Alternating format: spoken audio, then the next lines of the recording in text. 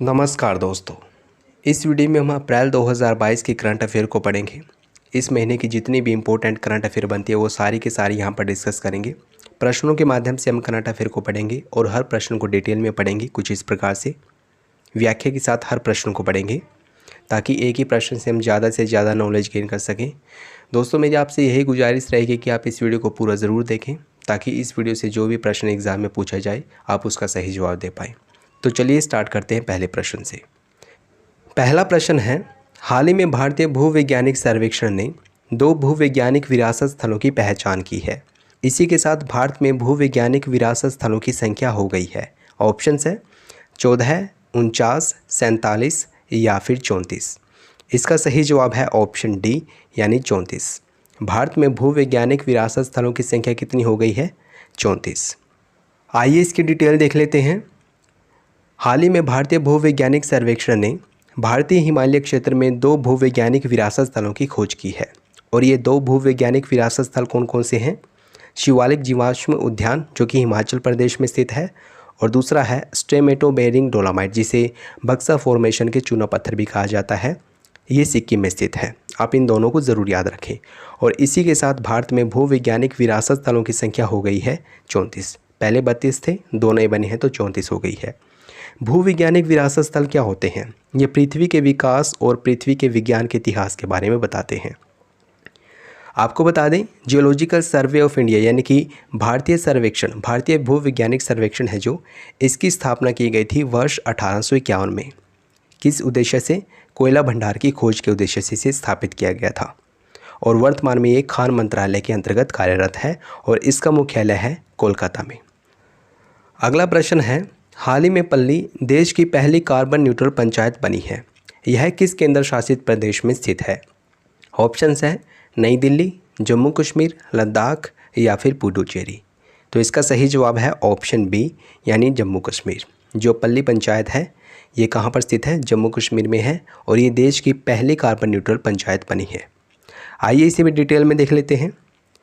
राष्ट्रीय पंचायती राज दिवस 24 अप्रैल को मनाया जाता है। इस अवसर पर पूरी तरह से सौर ऊर्जा से संचालित होने वाली पंचायत है पल्ली पंचायत जो कि जम्मू कश्मीर में स्थित है और यह पहली कार्बन न्यूट्रल पंचायत बन गई है।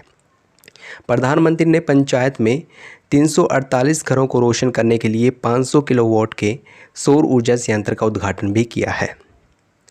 कार्बन न्यूट्रल का मतलब क्या होता है? शून्य कार्बन डाइऑक्साइड उत्सर्जन को कार्बन न्यूट्रल कहा जाता है, यानी कि जब कार्बन डाइऑक्साइड का उत्सर्जन शून्य हो तो उसको बोला जाता है कार्बन न्यूट्रल। और पहली कार्बन न्यूट्रल पंचायत कौन सी बन गई है? पल्ली, जो कि जम्मू कश्मीर केंद्र शासित प्रदेश में स्थित है। बहुत ही इंपॉर्टेंट क्वेश्चन है, आप इसे ज़रूर याद रखें। अगला प्रश्न है, हाल ही में भारत की पहली स्टील स्टैग सड़क का निर्माण किस राज्य में किया गया है? ऑप्शंस हैं गुजरात, उत्तर प्रदेश, आंध्र प्रदेश या फिर कर्नाटक। इसका सही जवाब होगा ऑप्शन ए यानी गुजरात। भारत की पहली स्टील स्टैग सड़क का निर्माण किस राज्य में किया गया है? गुजरात में। आइए इसे डिटेल में देख लेते हैं। गुजरात के सूरत में स्टील स्टैग से सड़क का निर्माण किया गया है और गुजरात ऐसा पहला राज्य बन गया है जहां पर स्टील स्लैग से सड़क का निर्माण किया गया है, यानी कि इंडस्ट्रियल वेस्ट से सड़क बनाई गई है। यह सड़क स्टील स्लैग यानी कि स्टील इंडस्ट्री के वेस्ट मटेरियल से बनाई गई है। ओके, और इस परियोजना को वेस्ट टू वेल्थ और स्वच्छ भारत अभियान के तहत जोड़ा गया है। इसी के तहत इसे लागू किया गया है। किसने इस सड़क को बनाया है?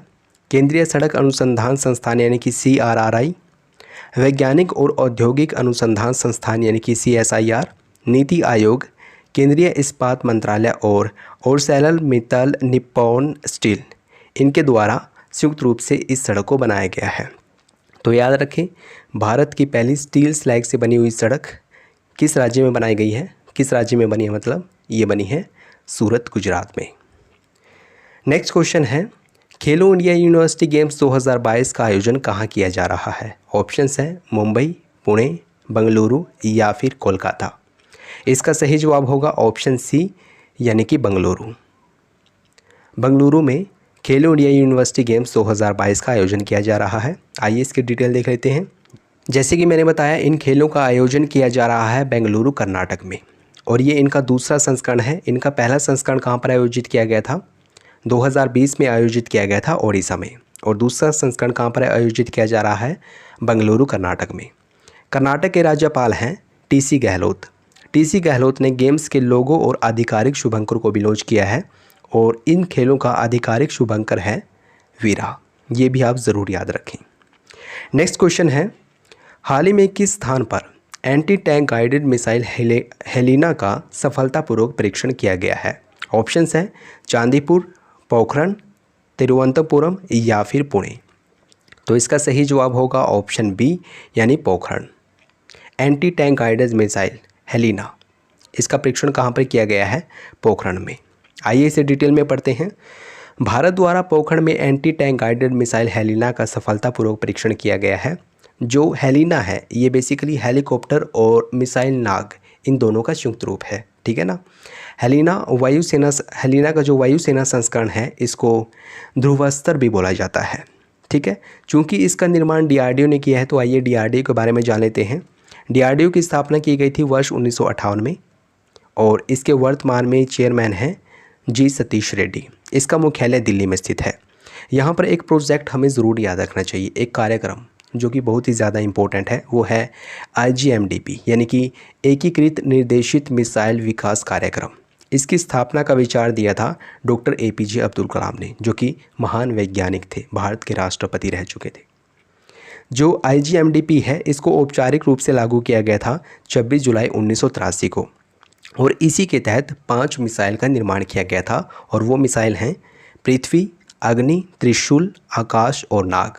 इनमें से जो नाग मिसाइल है ये एंटी टैंक गाइडेड मिसाइल है और हाल ही में नाग और हेलीकॉप्टर इन दोनों का वर्जन लॉन्च किया गया है जिसको हेलिना नाम दिया गया है और पोखरण से इनको लॉन्च किया गया है, ठीक है।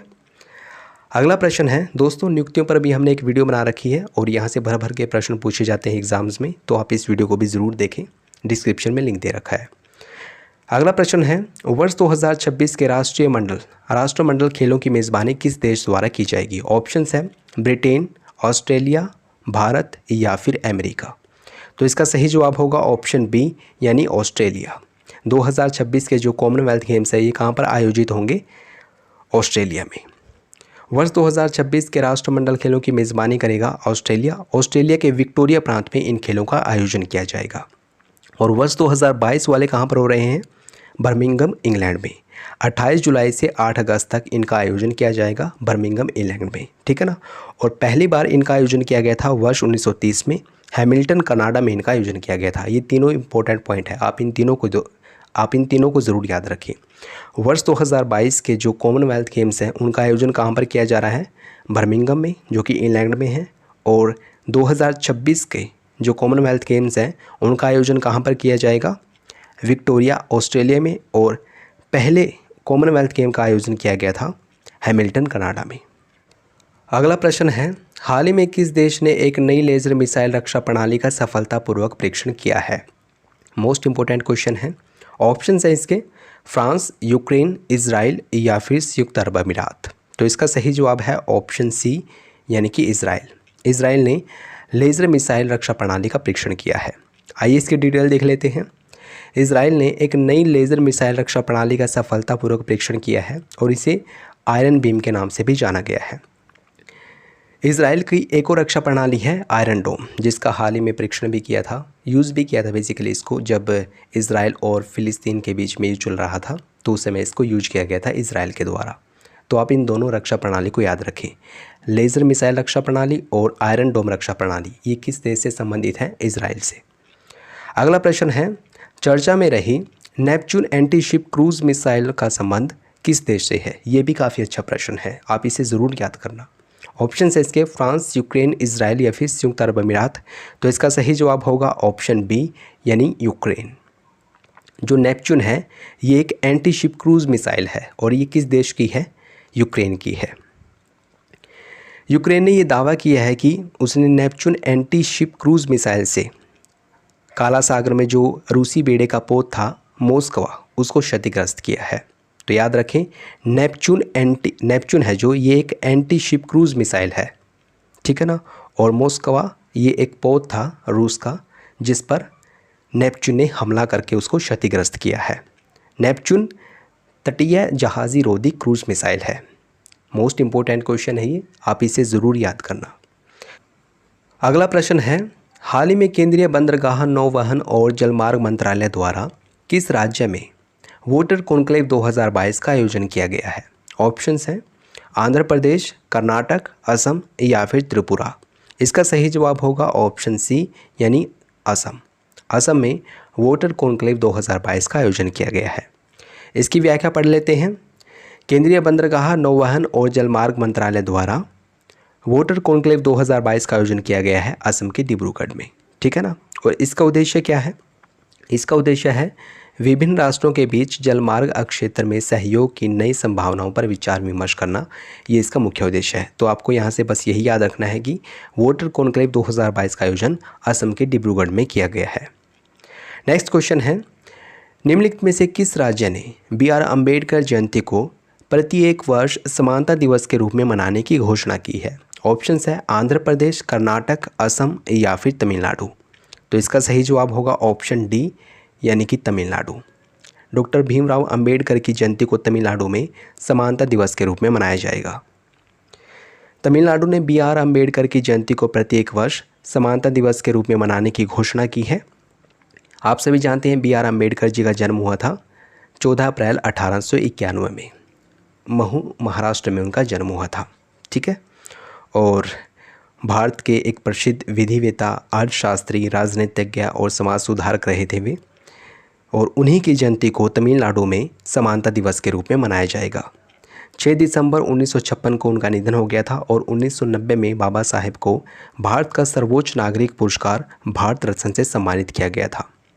और कुछ दिन पहले 17 सितंबर को पेरियार की जयंती को तमिलनाडु सरकार ने सामाजिक न्याय दिवस के रूप में मनाने की घोषणा की थी। तो याद रखें, तमिलनाडु में समानता दिवस किसकी जयंती पर मनाया जाएगा, किनकी जयंती पर मनाया जाएगा? BR अम्बेडकर जी की जयंती पर। और सामाजिक न्याय दिवस ये तमिलनाडु में पेरियार की जयंती पर मनाया जाता है 17 सितंबर को। बहुत ही अच्छा क्वेश्चन था ये, आप इसे ज़रूर याद रखें। केंद्र और राज्य सरकारों ने हाल फिलहाल में कुछ योजना बनाई है, उन पर हमने वीडियो बना रखी है। बहुत ही इंपॉर्टेंट वीडियो है ये और यहाँ से प्रश्न ज़रूर पूछे जाते हैं एग्ज़ाम में, तो आप इस वीडियो को ज़रूर देखें। अगला प्रश्न है, Hurun richest self women in the world 2022 report में शीर्ष स्थान पर रहने वाली वू यजून का संबंध किस देश से है? ऑप्शंस है उत्तर कोरिया, दक्षिण कोरिया, चीन या फिर अमेरिका। तो इसका सही जवाब होगा ऑप्शन सी यानी कि चीन। चीन की रहने वाली है वू यजून। आइए इसे डिटेल में पढ़ लेते हैं। हुरून रिसर्च इंस्टीट्यूट द्वारा Hurun richest self women in the world 2022 की सूची जारी की गई है। किसके द्वारा जारी की गई है? हुरून रिसर्च इंस्टीट्यूट के द्वारा। और इस रिसर्च में या फिर इस सूची में पहला स्थान हासिल किया है वू यजून ने। वू यजून बीजिंग की एक प्रॉपर्टी डेवलपर है। बीजिंग यानी कि चीन में है बीजिंग, तो वहाँ की एक प्रॉपर्टी डेवलपर है और इनकी अनुमानित संपत्ति है $17 बिलियन और इसी के साथ इस सूची में इनका पहला स्थान है। भारत की एक महिला है जो टॉप 10 में अपनी जगह बना पाई हैं और वो हैं नायका की CEO और संस्थापक फाल्गुनी नायर। फाल्गुनी नायर के पास 7.6 अरब डॉलर हैं, उनकी संपत्ति इतनी है।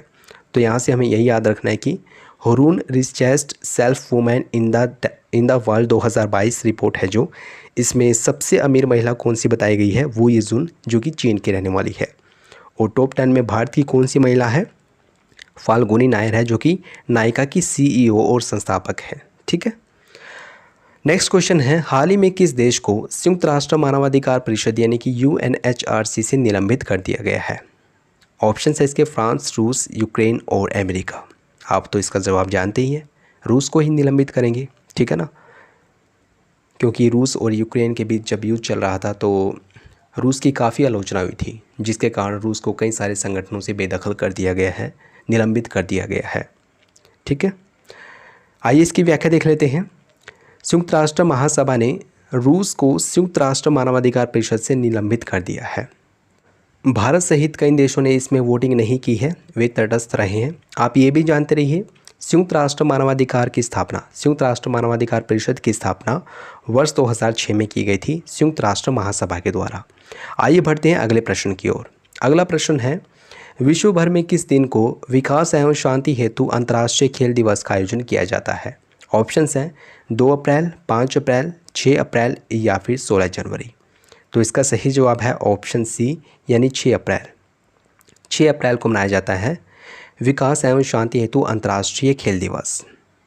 आइए इसकी डिटेल देख लेते हैं। विश्व भर में 6 अप्रैल को विकास एवं शांति हेतु अंतर्राष्ट्रीय खेल दिवस का आयोजन किया जाता है। क्यों? क्योंकि 6 अप्रैल 1896 को पहली बार आधुनिक ओलंपिक खेलों का आयोजन किया गया था। कहाँ पर आयोजन हुआ था इनका? एथेंस, ग्रीस में। और आप ये भी जानते रहिए 29 अगस्त को राष्ट्रीय खेल दिवस मनाया जाता है। मेजर ध्यानचंद की जयंती को राष्ट्रीय खेल दिवस के रूप में मनाया जाता है। अगला प्रश्न है, हाल ही में किस देश के शोधकर्ताओं ने HD1 नामक एक नई आकाशगंगा की खोज की है? ऑप्शंस है अमेरिका, रूस, भारत या फिर जापान। इसका सही जवाब है ऑप्शन डी यानी जापान। HD1 ये एक आकाशगंगा है और इसकी खोज किसने की है? जापान के शोधकर्ताओं ने। आइए इसकी डिटेल पढ़ लेते हैं। जापान के शोधकर्ताओं ने HD1 नामक एक नई आकाशगंगा की खोज की है और यह अब तक का सबसे अधिक दूरी पर स्थित खगोलीय निकाय बन गया। यानी कि पृथ्वी पर सबसे अधिक दूरी पर स्थित खगोलीय निकाय कौन सा है? HD1, जो कि एक आकाशगंगा है। यह पृथ्वी से लगभग 33.4 बिलियन प्रकाश वर्ष दूर है। आप सभी जानते हैं प्रकाश वर्ष दूरी का मात्रक है और जो HD1 आकाशगंगा है ये पृथ्वी से कितनी दूरी पर है? 33.4 बिलियन प्रकाश वर्ष दूरी पर है। शोधकर्ताओं का ये भी मत है कि अब HD1 आकाशगंगा है जो ये अस्तित्व में नहीं है, लेकिन इसका प्रकाश अभी भी हमारी दिशा में यात्रा कर रहा है और इसी वजह से हम इसको देख पाए हैं। आइए बढ़ते हैं नेक्स्ट क्वेश्चन की ओर। हर साल अंतर्राष्ट्रीय स्मारक एवं स्थल दिवस अथवा विश्व धरोहर दिवस का आयोजन कब किया जाता है? ऑप्शंस हैं 14 अप्रैल, 15 अप्रैल, 18 अप्रैल या फिर 21 अप्रैल। इसका सही जवाब है ऑप्शन सी यानी 18 अप्रैल। विश्व धरोहर दिवस इसका आयोजन कब किया जाता है? कब मनाया जाता है ये दिवस? 18 अप्रैल को। 18 अप्रैल को धरोहरों के संरक्षण के लिए जागरूकता पैदा करने के लिए प्रत्येक वर्ष विश्व धरोहर दिवस का आयोजन किया जाता है और वर्ष 2022 के लिए इस दिवस की थीम रखी गई है धरोहर और पर्यावरण, यानी कि हेरिटेज एंड क्लाइमेट। ये इसकी थीम है 2022 के लिए। इसको बनाने की शुरुआत की गई थी वर्ष 1982 में। किसके द्वारा? International council on monuments and sites, इसके द्वारा 1982 में इस दिवस को स्थापित किया गया था और वर्ष 1983 को यूनेस्को यानी कि संयुक्त राष्ट्र शैक्षिक, वैज्ञानिक और सांस्कृतिक संगठन के द्वारा इसे मंजूरी दी गई थी। आप ये भी जानते रहिए भारत में वर्तमान में कुल 40 विश्व धरोहर स्थल हैं, जिनमें से 32 सांस्कृतिक श्रेणी के हैं, 7 प्राकृतिक श्रेणी के हैं और 1 है मिश्रित श्रेणी का। जो मिश्रित श्रेणी का विश्व धरोहर स्थल है वो है कंचनजंगा राष्ट्रीय उद्यान, जो कि सिक्किम में स्थित है। ठीक है। भारत का जो 40वां विश्व धरोहर स्थल है, नवीनतम विश्व धरोहर स्थल, वो है गुजरात का हड़प्पा कालीन स्थल धोलावीरा और 39वां विश्व धरोहर स्थल था तेलंगाना का रामप्पा मंदिर। तो आप इन सब बातों को यहाँ से ध्यान ज़रूर रखें, बहुत ही इंपॉर्टेंट बातें थी, ये एग्ज़ाम में पूछी जाती हैं। ठीक है। अगला प्रश्न है, हाल ही में किस राज्य की पल्ली पंचायत को इस वर्ष पंचायती राज दिवस समारोह के लिए चुना गया है? ऑप्शंस हैं जम्मू कश्मीर, लद्दाख, हरियाणा या फिर उत्तर प्रदेश। इसका सही जवाब होगा ऑप्शन ए यानी जम्मू कश्मीर। जो पल्ली पंचायत है हमने पीछे ही पढ़ा था, ये जम्मू कश्मीर में स्थित है और अब की बार जो पंचायती राज दिवस मनाया गया है उस समारोह में इस पंचायत को चुना गया था। आइए इसकी डिटेल देख लेते हैं। जम्मू जिले की पल्ली पंचायत को इस वर्ष पंचायती राज दिवस समारोह के लिए चुना गया है। तो याद रखें पल्ली पंचायत कहाँ पर है? जम्मू कश्मीर में है।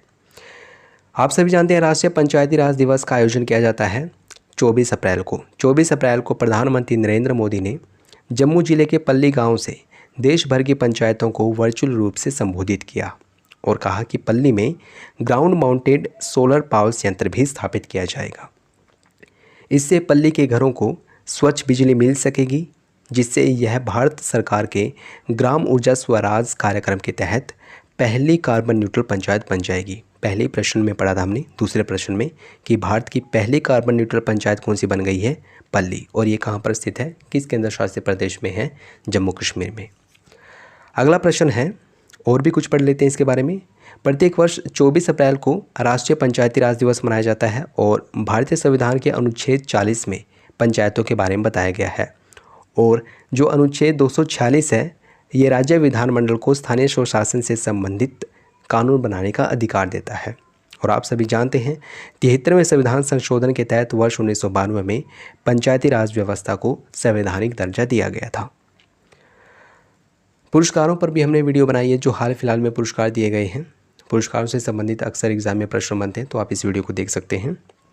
आइए बढ़ते हैं अगले शानदार प्रश्न की ओर। प्रश्न है, हाल ही में क्रिप्टो ऋणदाता नेक्सो ने विश्व का पहला क्रेडिट समर्थित भुगतान कार्ड लॉन्च करने के लिए किसके साथ समझौता किया है? ऑप्शंस हैं मास्टर कार्ड, ट्विटर, फ़ोनपे या फिर भारत पे। इसका सही जवाब है ऑप्शन ए यानी मास्टर कार्ड। आइए इसे डिटेल में पढ़ लेते हैं। नेक्सो ने विश्व का पहला क्रेडिट समर्थित भुगतान कार्ड लॉन्च करने के लिए मास्टर कार्ड के साथ सहयोग किया है, यानी कि मास्टर कार्ड और नेक्सो इन दोनों के द्वारा विश्व का पहला क्रेडिट समर्थित भुगतान कार्ड लॉन्च किया जाएगा। ठीक है, और ये वहाँ पर प्रयोग किया जाएगा जहाँ पर मास्टर कार्ड को स्वीकार किया जाता है। और यह उपयोगकर्ताओं को बिटकॉइन जैसी अपनी डिजिटल संपत्ति को बेचे बिना खर्च करने की अनुमति देगा। यानी कि जो बिटकॉइन है, बिटकॉइन एक क्रिप्टो करेंसी है, ठीक है ना, जापान में इसकी खोज की गई थी। तो बिना बिटकॉइन के बेचे आप इससे कुछ भी खरीद सकेंगे, ठीक है ना। जब ये क्रिप्टो समर्थित भुगतान कार्ड लॉन्च किया जाएगा उसके माध्यम से खरीद सकेंगे। अगला प्रश्न है, हाल ही में इनविक्ट्स गेम 2022 की शुरुआत किस देश में हुई है? ऑप्शंस हैं नीदरलैंड, न्यूजीलैंड, ब्रिटेन या फिर ऑस्ट्रेलिया। तो इसका सही जवाब होगा ऑप्शन ए यानी कि नीदरलैंड। जो इनविक्ट्स गेम्स 2022 हैं इनका आयोजन नीदरलैंड में हो रहा है। इनविक्ट्स गेम 2022 की शुरुआत द हेग नीदरलैंड में होगी। आप सभी जानते हैं द हेग नीदरलैंड में ही इंटरनेशनल कोर्ट का मुख्यालय है, ठीक है ना। और वहीं पर इनविक्ट्स गेम्स 2022 का आयोजन किया जा रहा है। इसका आयोजन किया जा चुका है बेसिकली 16 से 22 अप्रैल तक इनका आयोजन किया गया था, ठीक है ना। इनविक्ट्स गेम्स का पहला संस्करण 2014 में आयोजित किया गया था लंदन में, ठीक है। और ये एक अंतर्राष्ट्रीय खेल प्रतियोगिता है। ये पैरालंपिक के समान ही है। इसमें जो घायल और बीमार पूर्व सैन्य अधिकारी होते हैं, सैनिक होते हैं, वे इसमें पार्टिसिपेट करते हैं। आप ये भी याद रखें 2023 का संस्करण डसेल्डॉर्फ जर्मनी में आयोजित किया जाएगा। नेक्स्ट क्वेश्चन है, हर साल सिविल सेवा दिवस यानी कि सिविल सर्विस डे कब मनाया जाता है? ऑप्शंस हैं 21 अप्रैल, 22 अप्रैल, 22 मार्च या फिर 23 मार्च। तो इसका सही जवाब होगा ऑप्शन ए यानी कि 21 अप्रैल। सिविल सेवा दिवस कब मनाया जाता है? 21 अप्रैल को। प्रत्येक वर्ष 21 अप्रैल को सिविल सेवा दिवस यानी कि सिविल सर्विस डे मनाया जाता है। और यह उन लोक सेवकों को समर्पित है जो देश की प्रगति में अपना महत्वपूर्ण योगदान देते हैं, देश की प्रगति के लिए कार्य करते हैं, ठीक है। और इसी दिन लोक प्रशासन में विशिष्टता के लिए प्रधानमंत्री पुरस्कार भी दिए जाते हैं। 21 अप्रैल को क्यों मनाया जाता है ये दिन? क्योंकि 21 अप्रैल 1947 को स्वतंत्र भारत के पहले गृह मंत्री सरदार वल्लभ भाई पटेल ने सिविल सेवकों को भारत का स्टील फ्रेम कहा था। भारत का स्टील फ्रेम कौन है? सिविल सेवक हैं। और किसने कहा था? स्वतंत्र भारत के पहले गृह मंत्री सरदार वल्लभ भाई पटेल ने।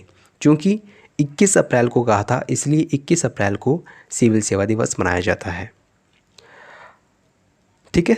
भारत में सिविल सेवा की नींव रखी गई थी वॉरेन हेस्टिंग्स के द्वारा, लेकिन चार्ल्स कॉर्नवालिस ने इसमें बहुत सारे सुधार किए थे, इसलिए चार्ल्स कॉर्नवालिस को भारत में सिविल सेवा का पिता कहा जाता है।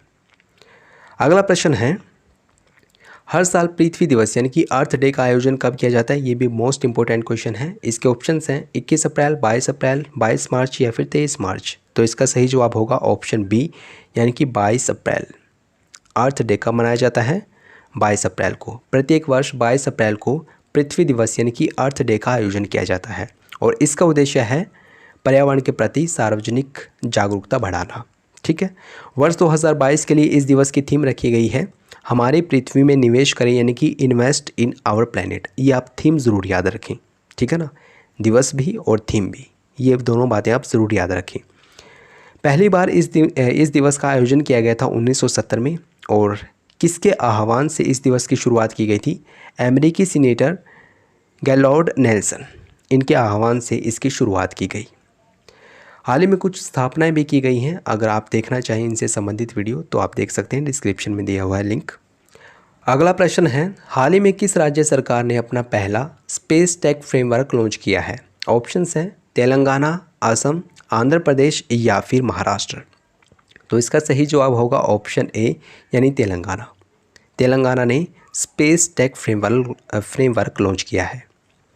हाल ही में तेलंगाना सरकार ने अपना पहला स्पेस टेक फ्रेमवर्क लॉन्च किया है और जब इसको लॉन्च किया जा रहा था तो एक कार्यक्रम का आयोजन किया गया था और उस कार्यक्रम में इसरो के अध्यक्ष एस सोमनाथ, नीति आयोग के सीईओ अमिताभ कांत और इन स्पेस के अध्यक्ष डॉक्टर पवन गोयनका, इन तीनों के द्वारा पार्टिसिपेट किया गया था। ये तीनों व्यक्तित्व बहुत ही इंपॉर्टेंट है, आप इनको ज़रूर याद रखें।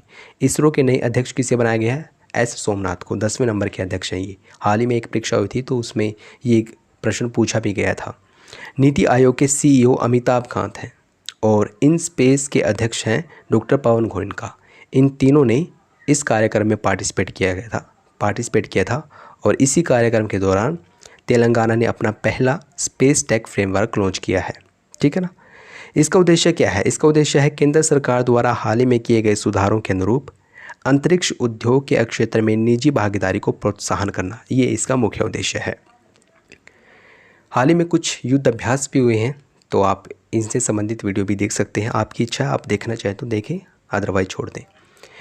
अगला प्रश्न है, हाल ही में किस राज्य ने देश की पहली डिजिटल बस सेवा का उद्घाटन किया है? तो ऑप्शन है इसके तेलंगाना, असम, आंध्र प्रदेश या फिर महाराष्ट्र। तो इसका सही जवाब होगा ऑप्शन डी यानी कि महाराष्ट्र। देश की पहली डिजिटल बस, इसका उद्घाटन कहाँ पर किया गया है? महाराष्ट्र में। 20 अप्रैल 2022 को महाराष्ट्र के राज्य पर्यावरण मंत्री आदित्य ठाकरे ने मुंबई की पहली पूरी तरह से डिजिटल बस सेवा का उद्घाटन किया है और यह गेटवे ऑफ इंडिया से चर्च गेट रूट पर चलेगी। ठीक है। इसके लिए महाराष्ट्र सरकार ने एक चलो ऐप भी लॉन्च किया है और ये एक टैब इन टैब आउट सुविधा के साथ लॉन्च किया गया है। इसका मतलब ये है कि जैसे ही कोई यात्री चढ़ेगा बस में तो उसको एप्लीकेशन में टैब पर इन पर टैब करना होगा और जैसे वो उतरेगा तो आउट पर टैब करना होगा और जो उसकी टिकट बनेगी, मतलब टिकट का जो पैसा बनेगा वो अपने आप उसके बैलेंस से कट जाएगा। ठीक है। यह देश की पहली 100% डिजिटल बस सेवा है और इसका उद्देश्य है टिकट प्रणाली के डिजिटलकरण को बढ़ावा देना। ठीक है, ये इसका मुख्य उद्देश्य है। तो याद रखें, देश की पहली डिजिटल बस का उद्घाटन कहाँ पर किया गया है? मुंबई में किया गया है। अगला प्रश्न है, हर साल विश्व मलेरिया दिवस का आयोजन कब किया जाता है? ऑप्शंस है 4 फरवरी, 1 दिसंबर, 22 अप्रैल या फिर 25 अप्रैल। 4 फरवरी को मनाया जाता है एड्स दिवस। ठीक है ना, एड्स दिवस नहीं, कैंसर दिवस मनाया जाता है 4 फरवरी को। ठीक है। 1 दिसंबर को मनाया जाता है एड्स दिवस और 22 अप्रैल को हमने पीछा पड़ा था पृथ्वी दिवस मनाया जाता है। 25 अप्रैल को मनाया जाता है विश्व मलेरिया दिवस। प्रत्येक वर्ष 25 अप्रैल को विश्व मलेरिया दिवस मनाया जाता है और इसकी शुरुआत की गई थी विश्व स्वास्थ्य संगठन के द्वारा। ठीक है ना। वर्ष 2022 के लिए इस दिवस की थीम रखी गई है मलेरिया रोग के बोझ को कम करने के लिए और जीवन बचाने के लिए नवाचार का उपयोग करें। ये इसकी थीम है वर्ष 2022 के लिए। जो मलेरिया है ये प्लाज्मोडियम परजीवियों के कारण होने वाला एक मच्छर जनित रोग है और यह परजीवी संक्रमित मादा एनाफ्लिस मच्छर के काटने से होता है, यानी कि एक प्रोटोजोआ से होने वाला रोग है। आप ये भी ज़रूर याद रखें। अगला प्रश्न है, हाल ही में किनके द्वारा सोशल मीडिया कंपनी ट्विटर को 44 अरब डॉलर में खरीदा गया है? काफ़ी चर्चा में रहने वाला प्रश्न है ये, आप इसका जवाब पहले से जानते भी होंगे। ऑप्शन है इसके Elon Musk, Mukesh Ambani, Bill Gates या फिर जेफ बेजोस। तो इसका सही जवाब होगा ऑप्शन ए यानी कि एलन मस्क। एलन मस्क ने ट्विटर को खरीद लिया है। दुनिया के सबसे अमीर व्यक्ति हैं एलन मस्क और इन्होंने सोशल मीडिया कंपनी ट्विटर को 44 बिलियन डॉलर में खरीद लिया है और वर्तमान में ट्विटर के सीईओ यानी कि चीफ एग्जीक्यूटिव ऑफिसर अर्थात मुख्य कार्यकारी अधिकारी कौन है? पराग अग्रवाल।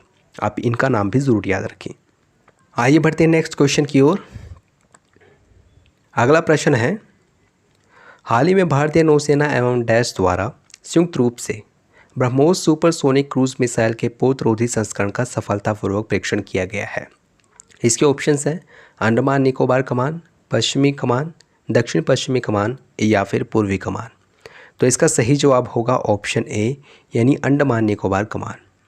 भारतीय सेना और अंडमान निकोबार कमान इन दोनों के द्वारा ब्रह्मोस जो कि एक सुपरसोनिक क्रूज मिसाइल है, इसके पोतरोधी संस्करण का आयोजन किया गया है। आइए इसे डिटेल में पढ़ लेते हैं। भारतीय नौसेना और अंडमान और निकोबार कमान द्वारा संयुक्त रूप से ब्रह्मोस सुपरसोनिक क्रूज मिसाइल के पोतरोधी संस्करण का सफलतापूर्वक परीक्षण किया गया। जो अंडमान और निकोबार कमान है, ये भारतीय सशस्त्र बलों की एकमात्र त्रिसेवा कमान है, ठीक है ना। जो ब्रह्मोस है इसका निर्माण किया गया था DRDO और रूस के NPOM के द्वारा, इन दोनों के द्वारा इसका निर्माण किया जा रहा है। ब्रह्मोस नाम कैसे पड़ा इसका नाम पड़ा भारत की ब्रह्मपुत्र नदी और रूस की मोस्कवा नदी, इन दोनों से इसका नाम रखा गया है, ब्रह्मोस नाम रखा गया है, ठीक है ना। तो याद रखें जो ब्रह्मोस है ये एक सुपरसोनिक क्रूज मिसाइल है और किन देशों की हेल्प से इसको बनाया जा रहा है, भारत और रूस, ये दोनों देश मिलकर इसको बना रहे हैं। और हाल ही में भारत ने एक घोषणा ये भी की थी कि हम ब्रह्मोस को फिलीपींस को बेचेंगे, ठीक है ना। अगला प्रश्न है, एशिया के सबसे बड़े अंतर्राष्ट्रीय खाद्य और आतिथ्य मेला आहार 2022 का आयोजन कहाँ किया जा रहा है। ऑप्शंस हैं नई दिल्ली, हरियाणा, महाराष्ट्र या फिर असम। तो इसका सही जवाब है ऑप्शन ए यानी कि नई दिल्ली। नई दिल्ली में आहार 2022 का आयोजन किया जा रहा है। आइए इसे डिटेल में पढ़ लेते हैं।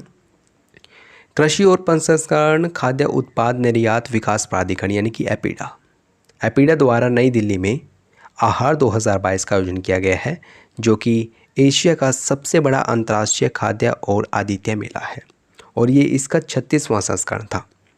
एपीडा की बात करें तो इसका मुख्यालय कहाँ पर है, नई दिल्ली में है। तो दोस्तों ये है इस वीडियो का एंड। आशा करता हूँ आपको ये वीडियो अच्छी लगी होगी। प्लीज़ इस वीडियो को लाइक और शेयर करना ना भूलें। अगर आपने चैनल को सब्सक्राइब किया है तो आपका बहुत बहुत शुक्रिया। अगर चैनल को सब्सक्राइब नहीं किया है प्लीज़ अभी सब्सक्राइब करें। वीडियो देखने के लिए आपका बहुत बहुत धन्यवाद।